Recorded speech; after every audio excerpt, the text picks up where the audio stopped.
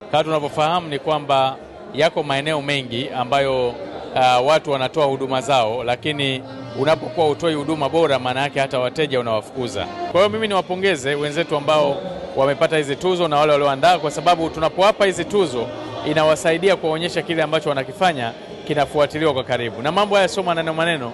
Taasisi zote hizi ambazo zimepata ni taasisi ambazo hata sisi serikali tunazifahamu na tunaelewa umuhimu mkubwa na jinsi wanavyofanya mambo yao mazuri. Wale ambao hawajapata nao wameona lipo jambo au ipo namna ambayo ya kwenda kuboresha huduma zao.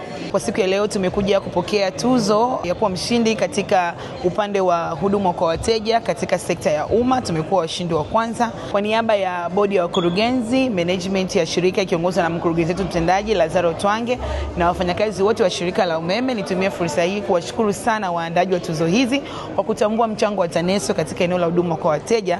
Lakini pia natoa shukrani za dhati kwa serikali ya awamu ya 6 inaongozwa na Mheshimiwa Rais Dr. Samia Suluhu Hassan kwa uwekezaji mkubwa ambao umefanyika kwa TANESCO kupitia Wizara ya Nishati. Basi ni kweli kwamba mpango umewezekana na Watanzania wametambua na hatimaye tumepata tuzo hii.